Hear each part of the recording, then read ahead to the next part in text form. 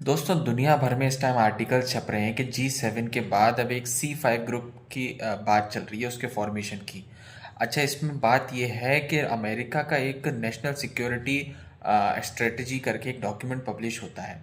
उसमें अमेरिका के कौन दोस्त हैं, कौन एलाइज हैं, कौन दुश्मन हैं, उन सब के बारे में अमेरिका में क्या क्या प्रॉब्लम्स हैं, अमेरिका के वर्ल्ड लेवल पे क्या प्रॉब्लम्स हैं, इंटरनल हैं क्या प्रॉब्लम्स, उस सब के बारे में डिस्कस होता है।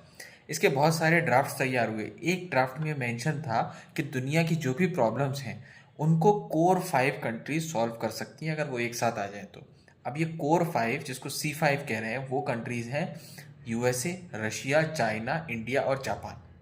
इनके पास कोर दुनिया की पूरी पावर्स हैं, एनर्जी है बेसिकली इसके इनके कोर में, पूरी दुनिया की।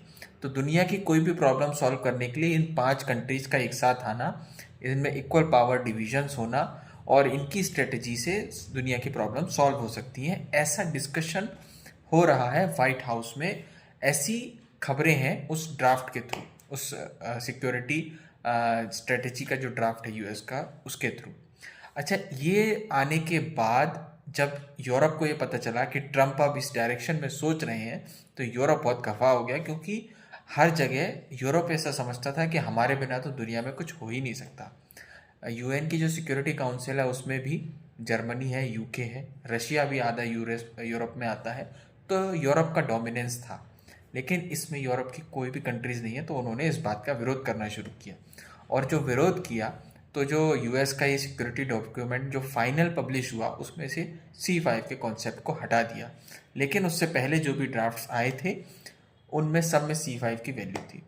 अब बात यह है कि क्या दुनिया अब यूरोप को पीछे छोड़ते हुए आगे बढ़ चुकी है, क्योंकि रशिया, चाइना और यूएस, ये तीन एक कोर पिलर्स बन गए हैं अब दुनिया के पावर के, जो पहले यूरोप से होके जाते थे। तो देखना ये होगा कि क्या C5 एक साथ आ सकता है। हालांकि इसमें जो कंट्रीज़ हैं उनका साथ आना बहुत मुश्किल है, लेकिन अगर ये आया तो यूरोप की इम्पोर्टेंस बिल्कुल ख़त्म होती हुई नज़र आएगी आपको कुछ सालों में।